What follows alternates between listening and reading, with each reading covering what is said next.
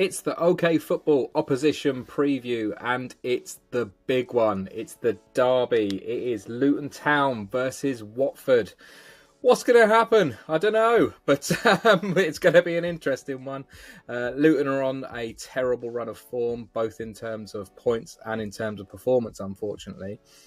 Watford are the opposite. They have just come off of a 2-1 win at home to Borough, having come from a goal down, showing real fight and real character to come back from a loss midweek against Preston 3-0. So they're on a bit of a crest of a wave and they sit in the playoff spaces, whereas Luton Town are floundering towards the bottom, unfortunately.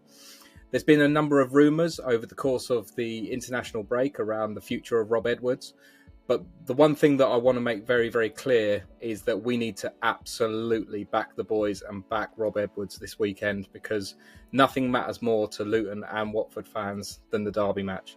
It's the first thing that we keep an eye out for on fixture release day, and it's, truth be told, the one that we all desperately want to win. Last time we hosted Watford, we won 2-0 with a lovely couple of goals from Gabe Osho and Alan Campbell. The Gabe Osho goal in particular was an absolute work of art. Lovely one-touch football, neat passing to get it past Daniel Backman, who was in goal that day for Watford, who was having a good game up until that point. We need 3 points. We need to make sure that we're taking our chances, because we are woefully underperforming in that area, but we also need to be tight at the back. And I just hope that Kenilworth Road can feed these players, because they're not high on confidence at the minute, but we need to fuel them and we need to be that 12th man. So today we've got the Do Not Scratch Your Eyes podcast joining me today to talk about all things Watford, see how they're going to set up and see who the players that we need to look out for, because I'm aware that some Luton fans may keep an eye on the enemy. They may know exactly what they're about, but some may have no interest in them at all. We'll see. But either way, thank you for watching. Here's what the Do Not Scratch Your Eyes podcast had to say to me later on today. So everybody, as promised, here's Peter from the Do Not Scratch Your Eyes podcast. Give him a chance. I know he's a Watford fan, but he comes in peace for this particular podcast. So first, I'm going to start off, Peter, by just asking if you wanted to share your socials. I know that you're not expecting anyone to follow. It's a particularly nuanced situation this week, but if for anyone that does want to keep an eye on the enemy, so to speak, could you just share your socials so people can give you a bit of a follow? Yeah. I mean, if you're on Twitter, which is always an interesting place to go, at DNSYE_podcast. But if you go to DoNotScratchYourEyes.com, we've got a kind of a thing there. But we're more the sort of lighter and, dare I say, more stupid and random side of supporting Watford. There will be those who will just be looking at that and going, that's all the side of Watford that there is, and you might have a fair argument about that. See, I told you guys he'd be all right. So thank you very much for that, Peter. So moving forward to the actual opposition preview, which is what this show's about. So Watford are 5 wins from 9 games. You're sitting in the playoff places. You've just completed a lovely comeback with 15-20 minutes to go, the last game against the well-fancied Borough. Yep. And I said in our championship show last week on AOK Football Show that I thought that was a real massive thing for Watford, not only to get the win at home, but also to prove that they can bounce back. There was a disappointing result against Preston away, which is always difficult to go to away to, never mind on a Tuesday night. So fair play to all those fans. But it's all pretty positive, really, isn't it? I mean, there are obviously things that you could probably pick on, but the reality of it is that you're sitting in the playoff places when nobody really expected that, I'd argue. No, I think before the last few days of the transfer window, we had left things extremely late, but obviously with 2 intercontinental tournaments, I think everybody did. If they were hoping to get something out of on loan out of the Premiership clubs, that was always going to be a late thing, done late, and it was indeed. But I think everybody got a lot of time for our current manager.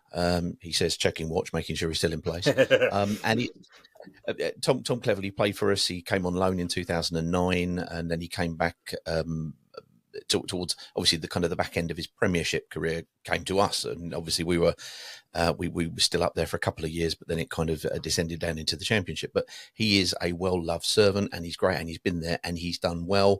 The back end of last season, the last 9 games, we were sitting in mid-table under our previous manager Valerian Ismail, but we just hadn't won since like Boxing Day. it was something ridiculous, and he came in with 9 games to go. So you know how many games there are in the Championship. So that was a lot of games to even for us. Not to go winning, and he came in, he turned it around. So there was a lot of goodwill towards him. But when we looked at the squad, absolutely, a lot of people were saying we could have a relegation fight on our hands, and the noises that come out of the club, and of course you've always got to realise, sprinkle that with the little bit of sugar, that because they're going to be always kind of most positive about it, was no, we want to be up at the top end, and we were surprised, nay, delighted at some of the things that have materialised in terms of performances, but we're absolutely split now between home and away performances. Under Tom, we have not lost at home. Away, we've had a lot of things where we haven't really turned up. I think a lot of Watford fans would feel a lot better about going into the first derby for a couple of years with you guys if it were at home. At your place, and I think you could probably recall the last couple of times we've turned up there, we haven't really turned up there, and you've kind of, with due respect, you've bullied us off the park in terms of, not in a nasty way, but there's a physical side to football, and if you don't pay that particular that particular charge, you can try and play football all you like. You're going to get outworked, and that's what you've done previously. So I think there's going to be a certain level of nervousness coming along, and hoping that we don't see the kind of performance, because whilst the result at Preston was bad, the performance, trust me, it was even worse. So it's which Watford turn up. Okay, that's really interesting, because like I say, I obviously presumed it was an off day, and like I say, without trying to sort of rub it in, I know that the when you say about the away games, the last one I can recall was the Norwich game. So when I think about that, and in the context of me saying that surely it's positive, perhaps not, but yeah, you're right. It's one of those situations where you're coming to us this time, and the reality of it is that I think you're spot on. I think the last couple of games we've had that physical presence. The thing that I think a lot of Luton fans are quite worried about is the fact that there seems to be an element of that nature in our game that we've lost.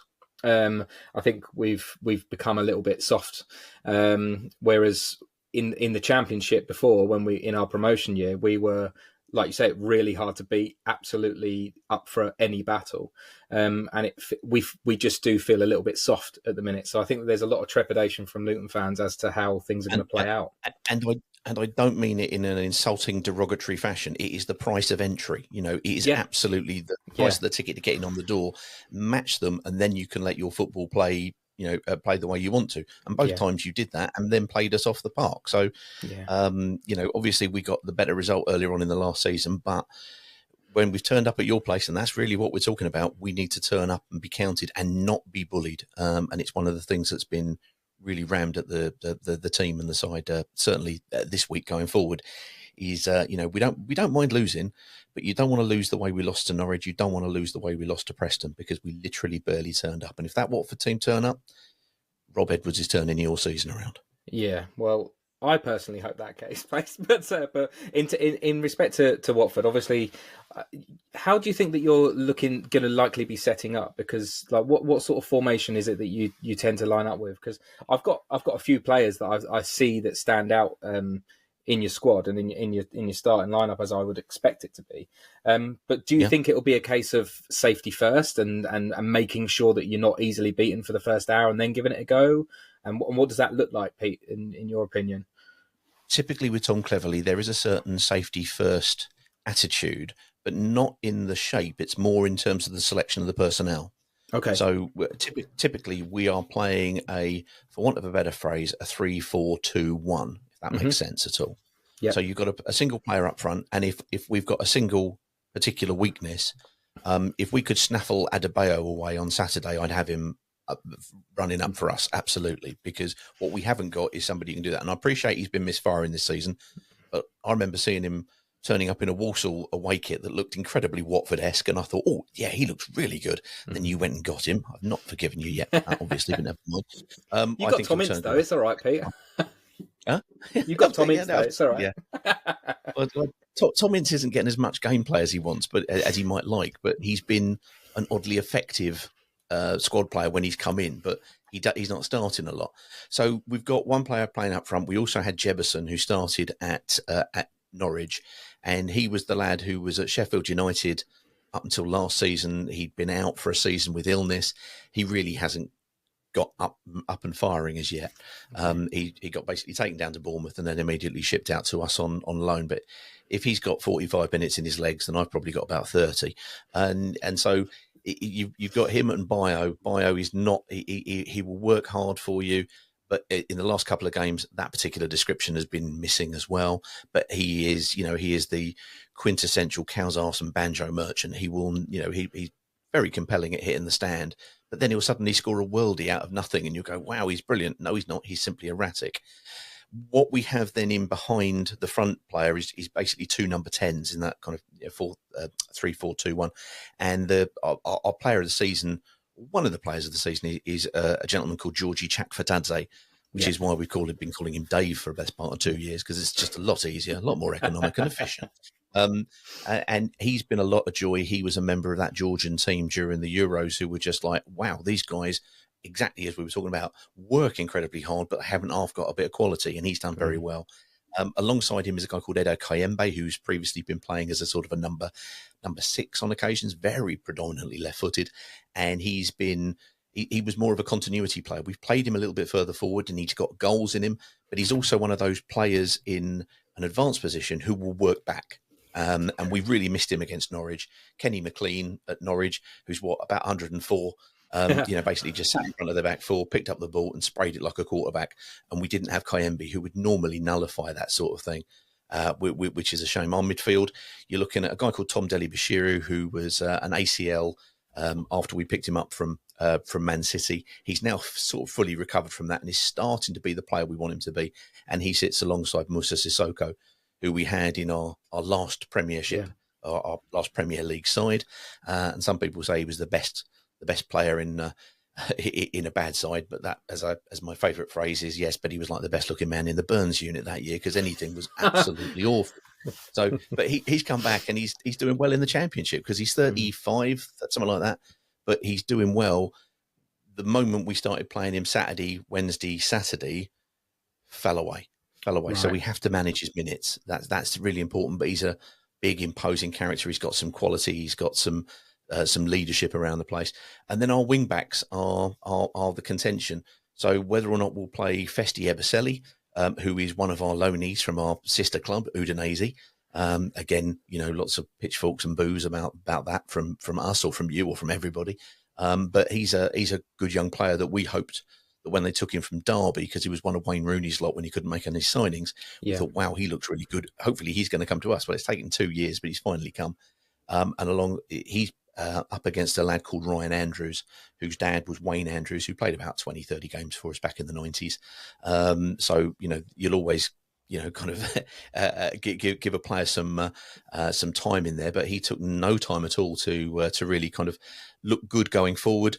Possibly not so good looking back. Other wing backs, other side, would be Ken Semmer, who you'll probably remember from previous Championship seasons. Great player, More of a left winger. He'd I kind of trademarked the word barreling down the left hand side was his kind of thing, because he's kind of 6'2", kind of Swede, but he's kind of he just kind of charges down there, and good luck trying to stop him. But he's playing as a wing back, and one of the reasons he's playing that is because we've also got a guy called Larucci, who was formerly at Sheffield United and Liverpool.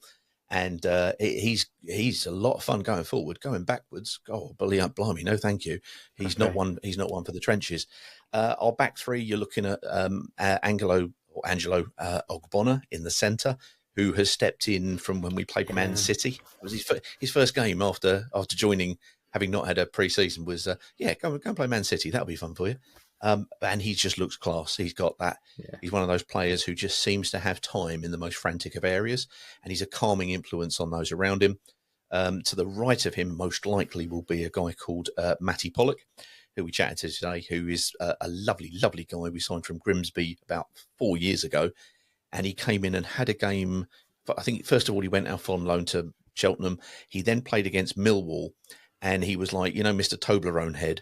He had an absolutely appalling first touch of a header and set up their bloke for a first half hat-trick. And it was 3-0 down and it was done and dusted. And it was one of those awful performances that set him back. He had to go off on loan up to Aberdeen. He's taken a long time. He was just about to move to Belgium before whatever move last January didn't happen. And since then, he's got his chance. Finally, he's got his chance, and he's been outstanding. He really has been outstanding.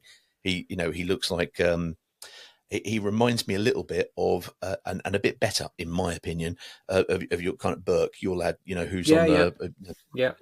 He's big, he's solid, he does what he needs to do on the tin, but he's actually got a little bit of hidden quality, which is nice. On the left, you'll probably have Porteous. Or James Morris. One is a small diminutive left back, but he's left sided. Porteous is your classic Scottish stopper who likes to go forward, but he does have an erratic moment in him. Anybody who saw the first game in the Euros, will have seen. Yeah, basically, there's still stud marks on Thomas Muller's shin, which say Porteous was here, and that was the end of his Euros, and it was kind of like that David Beckham getting sent off kind of moment for his nation. So it's kind of, I think he's really gone through a ride on that. So we'll see. But hopefully he'll come back. Playing him on the left side, I think makes him concentrate on doing his job rather than being rash on the right. So we'll see what happens. But that gives us quite a solid three up at the back there to maybe contest whichever out of Morris and Adebayo or whoever you're going to play. And then in the back, Bachmann has been out for an awful long time, Dan Bachmann. He kind of splits the room. He's a good shot stopper. But his taking of the ball, in the air from wide areas, he's not great, and neither is his distribution on occasions. And he can be a bit headstrong.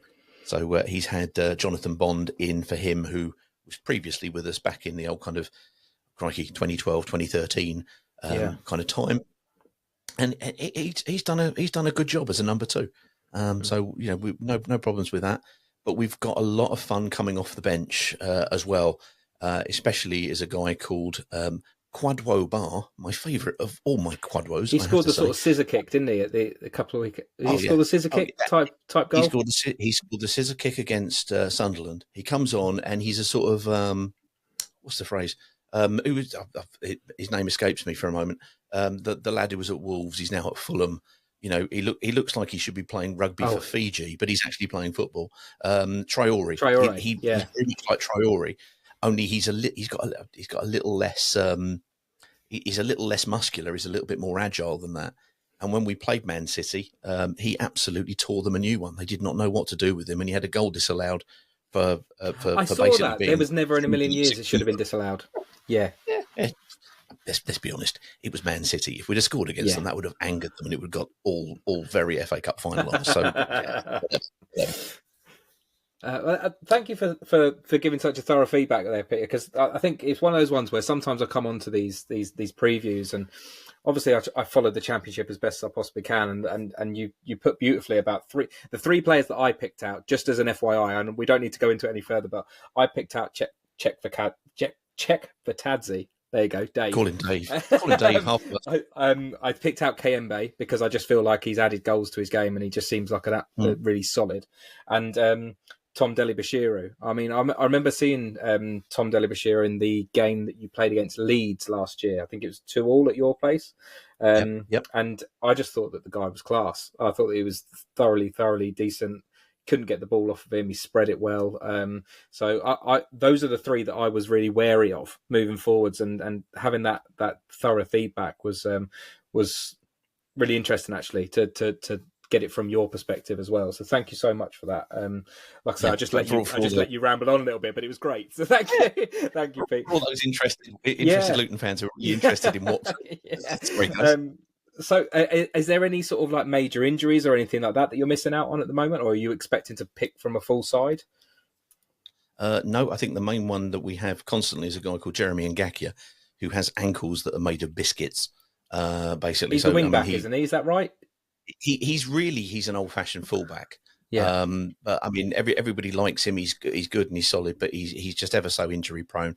Lovely lad, but I wouldn't suggest there is anything major that we have. What we just do have is a dearth of real kind of not forward options, but somebody who's going to come in and change it. But because we're playing one up front, as I think you've seen this season, when you play one up front, it's a fairly thankless task. It's really being the front line defender. Yeah. And no forward has ever wanted to play up there because they wanted to be a first line defender. So it's one of the things of modern football. It's difficult, isn't it? Because they're quite often gassed out after 60, 65 minutes, and then you wonder why they're plodding around, and you think, well, it's because they've been chasing shadows for the last hour. And I think that's what has been really difficult the last few games. It's been for us, it's been getting Adebayo to be stitched into the game via our wing backs. I mean, we're quite sounds awful, but in many ways we're quite obvious and quite one-dimensional. The main way that we try to play is by bringing in the likes of Alfie Doughty. We've had Victor Moses that's played as a wing-back. He's far better as an out-and-out winger than he is as a wing-back, but it's generally speaking, the ethos of play is get it out wide and get those crosses in. But it's so much less effective when you're crossing from 40 yards out and trying to find a man than it is getting to the byline and finding two men in Morris and Adebayo. So it's been a bit of a difficult one last few games, and it's going to be really, really interesting to see, because there's been a lot of pressure on Rob Edwards over the course of the international break as well. So it's going to be really interesting to see how coached we are. I know that might sound like a really weird thing to say, but I think that there's going to be 2 weeks worth of thorough research and thorough coaching that's going to go into this game, because I think that the reality of it is that Rob knows that he's under a lot of pressure. It's going to be a thoroughly intriguing game, and I think that it's one of those ones in days gone by. I would have, and I think you'll understand what I mean by this. But given the history of the last sort of 10 years, it's felt like we would be the ones out of the two teams that go in there with more heart and more fight and fight our way through the game, because there's an element, or it has felt at times an element of pomposity of Watford have been a Premier League team on X number of occasions, and you've been in the conference, and we've had to sort of work our way up, and we've eventually sort of leveled out. But the reality of it is, you're trying to say it in a very, very lovely, polite fashion. Yeah, absolutely. On occasions, very, very possibly. I would suggest that rather than it being, I said this earlier on, it's nice actually that everybody's back, because I'm of that age, surprisingly, who knows that this is the rivalry. I don't see it as a violent rivalry or anything like that. But that's, everybody takes it as themselves. But for the period when we were in the Premier League, and it was all well and good, but we had 6 years of what you had last year, which is great. But after a small while, you go in and go, really, is that the level of ambition? 16th, woohoo! Yeah. And we did occasionally fly above that to about 11th or something, but that was the extent of it. But the rivalry became this is where the pomposity comes in. It became an irrelevance. It did, And there's nothing more insulting than being forgotten in that respect. And I don't mean that in a horrible way. I mean the fact that I get it. Now this is what it should be in terms of this. So no, I agree with you. And yes, along with that pomposity comes a certain level of complacency as well. And I think the time when during the pandemic, and we came up to you guys, and you didn't have what I still think is your 12th and 13th man, which is you lot at the side baying like at everybody in close proximity. You didn't have any of that. No. It was a strangely eerie kind of whole season where everybody's watching it, and yet you still turned up and did that, because again, as I say, we turned up, but we didn't turn up. Cannot afford to do that. On occasions, and it's not a question of Johnny Foreigner or what have you, but we've had some players who've come in, and one of the things that we kept belting on to the club to say is they've got to understand what this means. They've got to understand what this means. And it doesn't mean it just means if you're living in kind of that between the two areas in the heartland, it's who has bragging rights. Sometimes that makes your whole season. And this is exactly it. This is where in the past I would have taken Luton at Kenilworth Road all day, every day, just because of the pure sort of heart, the fight, the sort of working class sort of element of it, if you could even go that far. But the reality of it is, at the moment, I feel like there is a change in Luton, and I think that there's a worry from myself and some other fans about how, like I say, overcoached we are, and perhaps even getting a little bit above our stations about the fact that we've been a Premier League team. We need to play good football, but the results aren't reflecting that. So I think it's going to be a really interesting one on Saturday. I'm thoroughly looking forward to it, with an element of trepidation. But the last thing I'm going to ask you, Peter, is we do a thing called the Sluga 6, so it's our predictor league. So Right. all of the opposition podcasters, when they come on and speak to me each week, they're playing for the opportunity to make a donation to the Luton Town food bank. So what we're doing is we'll put a £50 donation between us guys at the podcast to Luton Food Bank at the end of the season if the opposition podcasts win. We do 6 games, and it's double points for the Luton versus Watford game. So I'm going to ask you for your predictions. So if you can, I know it might sound very silly, and I'm sure you will be serious about it anyway. But because you're playing for charity, please try and be as honest as you possibly can. So the first one and I'll just be noting these down onto the side of me, is the Luton Watford game. What have you got down? I'm going for Luton 1, Watford 2. I think you'll score. I think we will hopefully see yet a further reaction. Yeah, I understand that. The second game is Cardiff versus Argyle. God blimey, this is a. I think Rooney obviously got a bounce against you guys. Obviously, Cardiff has got one of our old coaches in there at Omar Rizza. I'm going to go 1-0 Plymouth. I think they're going to be. I think they're a little bit lifting up. Yeah, I went down to the Plymouth game and unfortunately saw us lose 3-1 at their place, and they're decent. They've got some good players, and I think that as soon as they get the chance to be safe, I know it sounds weird, but as soon as they get the chance to be safe, we might start seeing how effective Rooney is. I think that he's always been at clubs so far that struggle a little bit. And I if I was an Argyle fan, I'd be quite excited. And I'm not an Argyle fan. This isn't an Argyle shirt, despite the colour. So, but I'll be happy if we see Sissoko score again twice against you guys. But it'd be a different Sissoko. But that's what happened that night. He did look good off the left. He did. The next game is Stoke versus Norwich. Stoke have been rank and awful, and Norwich basically played us off the park. If they give Kenny McLean a load of time, they'll score. I'm going to go 3-0 to Norwich. It's weird because you are right. They've been rank other than one freak result where they won like 6-0, which is an odd one. But you are right in the main. QPR versus Pompey. I'll go 1-1. Yeah, that's that kind of result where you kind of really have to struggle to care, don't you? Really, but I'm doing my best for charity. Yeah, absolutely. I know, and we end up with Millwall, Pete. So yeah, don't worry, it's not lost on me. So the next one is Blackburn versus Swansea. When Rob Edwards got the Watford gig for about 3/4 of an hour, as you all know, he was up against John Eustace, our former captain, and he's now doing a fine job at Blackburn. I'm going to go 2-0 Blackburn. Yeah. Fair enough. And then the last one, like I just said, is Millwall versus Derby. I'll go for a Desmond 2-2. Lovely. Peter, thank you very much for joining me. It's been a genuine pleasure to speak to you. Like I say, there's all rivalries aside. It's been lovely to talk to you. I think that we both obviously want our side to win, so I'm not going to wish you good luck, just like you're not going to wish me good luck. But I hope you enjoy the game, is what I will say. And like I say, thank you so much for coming on and speaking to us at OK Football. Our pleasure. Just a message to any Luton fans who are listening is that when Rob Edwards came to Watford, he was treated abysmally, absolutely abysmally. We know this. 11 games is no time at all. And however good it looked, or good or bad he looked, whatever happens with him, I hope you just remember the good times with him. Yeah, absolutely. He deserves a lot better than he got here, and I think you get that there. He does. You're right. Thank you. On that lovely note, Peter, we'll call it a day there. Thank you very much.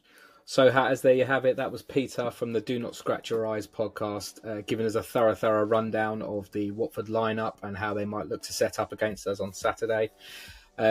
I think that the main thing is just to know that we, as fans, like I said in the introduction, we just need to absolutely get behind the boys, give it everything we've got, make sure that we make Kenilworth Road as hostile as we possibly can. Off air, Peter spoke to me about the fact that sometimes it can be a bit difficult to drum up an atmosphere at Vicarage Road. We've never had that problem at Kenilworth Road. We need to make sure that our voice is absolutely heard. All I will do is sign off and say, come on, you Hatters, come on, Rob Edwards, and come on, the boys. Let's go.